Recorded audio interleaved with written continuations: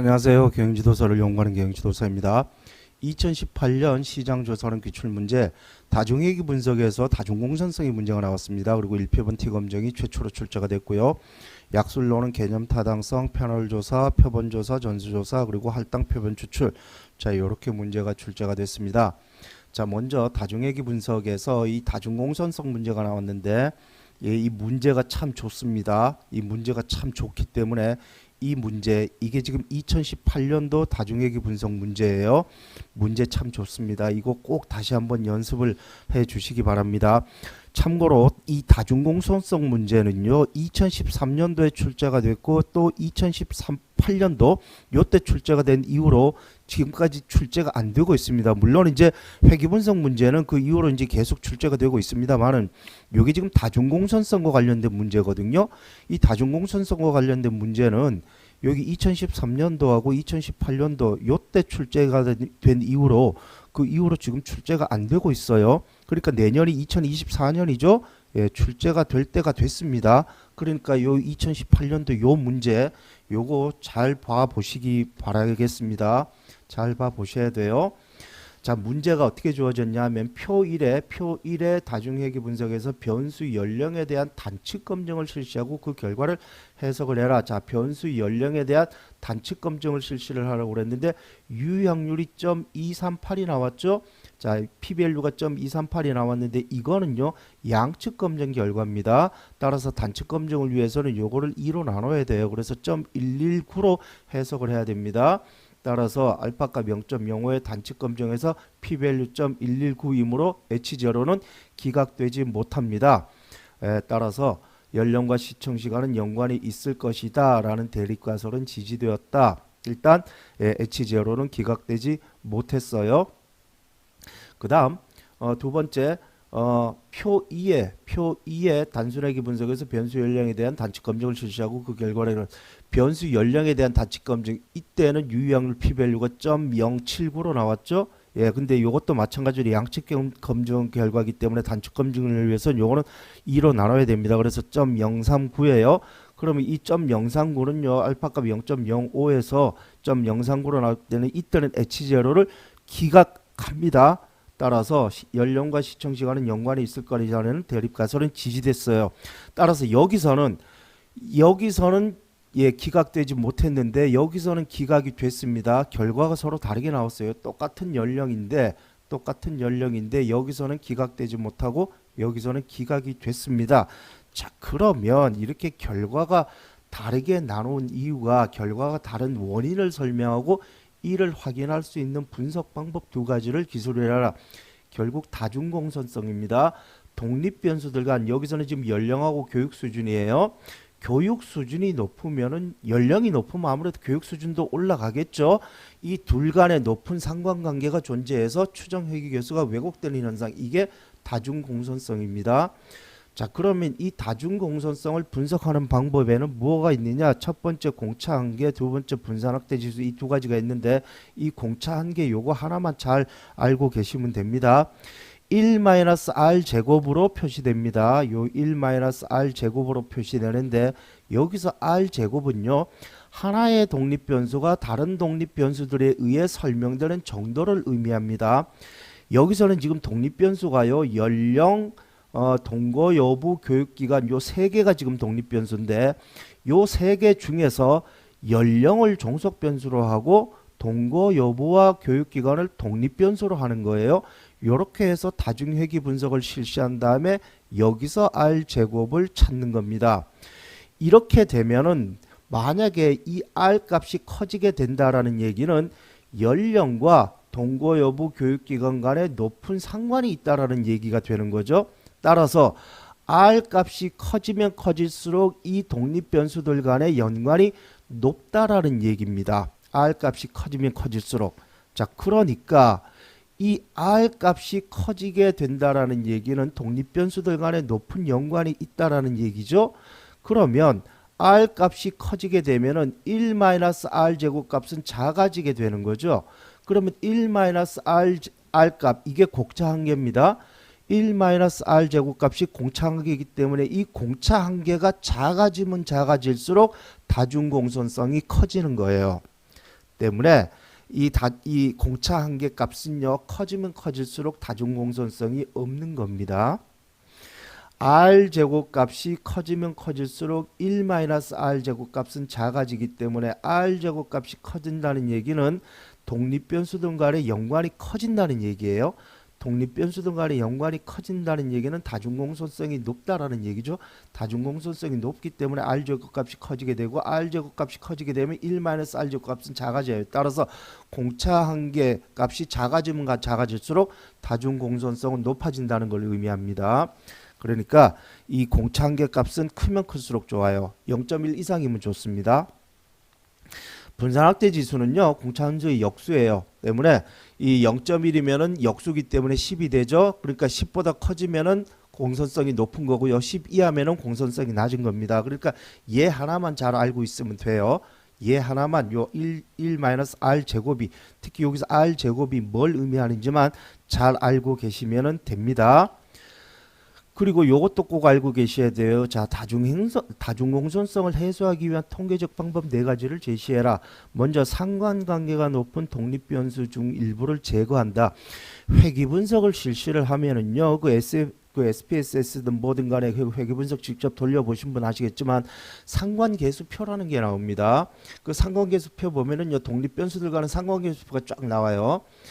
거기서 딱 눈으로 보면은요, 아, 얘랑은 상관이 있구나라고 눈으로 딱 볼 수 있어요. 그럼 상관이 높은 독립변수를 그냥 빼버리면 됩니다. 그게 이제 가장 손쉬운 방법이에요. 그리고 또 회귀분석에서 동시입력이 아니라 단계입력으로 분석을 해도 됩니다. 단계입력으로 분석을 하면은요, 저기 상관이 높은 게 빠져요. 예, 그것도 해보신 분들은 다 아실 거예요. 그리고 요인 분석으로 변수의 차원을 축소하는 게 이거는 좀 고차원적인 방법입니다. 변수 간의 상관이 높다는 걸 미리 알고 있어야 돼요. 그러니까 상관이 높은 두 변수를 하나의 요인으로 축약시키는 거죠. 하나의 요인으로 축약시켜 가지고 그 축약된 요인을 하나의 변수로 집어넣는 거. 요게 이제 요 방법이고요. 그다음에 이제 변수 조절하는 것도 하나의 방법입니다. 연령과 교육 기간이 단위가 동일하죠. 둘 다 년이죠. 둘 다 연으로 단위가 동일하기 때문에 이때는 평균값을 구해서 투입하면 되고요. 만약에 단위가 서로 다른 거다라고 하면 표준화 Z값을 구해가지고 투입을 하는 방법도 있을 수 있습니다. 따라서 다중공선성을 해소하는 이런 통계적 방법 4가지까지 같이 정리하시기를 바라겠습니다. 다시 말씀드리지만 요거 문제가 참 좋습니다. 그리고 실제 연구 논문 과정에서도요, 이 회귀분석에서 이 다중공선성이 문제가 꽤 많이 됩니다. 그리고 요게 2018년도에 마지막으로 출제가 됐기 때문에 지금 다시 출제될 가능성이 상당히 높은 문제이기 때문에 꼭 연습을 해 두시기를 바라겠습니다. 자, 그 다음 두 번째 문제 1표본 T검정이 문제가 출제가 됐습니다. 먼저 첫 번째는 귀무가설과 대립가설을 설정을 해야 되는데 귀무가설은 하루평균 불평 건수는 20건이다. 자, 그러면 대립가설은 뭐냐? 여기 잘 보세요. 문제 잘 보세요. 감소했다고 판단할 수 있는지, 그렇죠. 감소했다고 판단할 수 있는지. 그러니까 예, 하루평균 불평 건수는 20건보다 작다. 좌측 단측 검증입니다. 이 문제 잘 읽어봐야 돼요. 이거 그냥 좌측이 아니라 양측으로 해버리면은 여기서 점수 20점 팍 깎여버립니다. 그러니까 10점 팍 깎여버려요. 이게 10점짜리 문제죠, 이게. 그러니까 1년 다시 공부해야 돼요. 이렇게 돼버리면. 그러니까 문제 잘 읽어보고 이게 양측인지 단측인지, 예, 이거 확실하게 보셔야 돼요. 감소했다고 판단할 수 있는지라고 물었으니까 이거 좌측 단측 검증입니다. 그래서 귀무가설 대립가설을 이렇게 설정을 해야 되고요. 그 다음에 두 번째 검정통일한 계산하라고 그랬죠. 자, 이때는 요거 안 줬습니다. 이 검정통일한 공식 이거 안 줬어요. 자, 이게 검정통일한이 하루 평균 불평 건수가 16건이고 이 평균이 20건이죠. 평균이 20건이고 그리고 표준 편차가 4건으로 나타났다 그랬죠. 그리고 25일 동안 불평 건수 했다 그랬죠. 그래서 요거를 그대로 여기다 놓고 계산하면은 -5 나옵니다. 그리고 자, 인계값을 결정을 해야 되는데 좌측 단측 검증이기 때문에 알파 값은 0.05고 자유도는 N25이죠. 예, 자유도 N25이므로 자유도 N은 25이기 때문에 자유도 N-1 24, 자유도 N-1 24이고 요게 단축 검증이니까 알파 값 0.05이기 때문에 인계값은 1.711이 됩니다. 그러면 인계값은 1.711이고요. 예, 관측치가 마이너스 5가 나왔죠. 검정 통계량이. 따라서 마이너스 5는 1.711보다 더 낮기 때문에 예, 요거 기각역에 위치하기 때문에 귀무 가설을 기각시킵니다. 따라서 불편 건수는 감소했다는 대립 가설은 지지되었다. 자, 요렇게 결론을 내려주시면 됩니다. 다시 말씀드리지만 문제는 굉장히 쉬워요. 근데 까딱하다가는 실수하기 참 좋습니다. 실제로 요거 실수했다라는 실수해가지고 여기서 점수 팍 깎였다는 그런 연락을 제가 받았어요. 그리고 요것도 그렇게 여기서 실수를 하잖아요. 여기서 실수를 하면 이것도 당연히 틀립니다. 그러니까 여기서 마이너스 10점 되죠. 그럼 여기도 예, 당연히 이것도 지금 이게 알파값 0.05가 아니라 0.025로 계산을 해버리게 되죠. 그렇게 여기도 틀려버려요. 여기 틀리면 여기도 틀려버려요. 그러면 마이너스 20점 되면 결국 내년에 다음에 다시 또 1년 다시 공부해야 되는 그런 현상이 벌어지게 됩니다.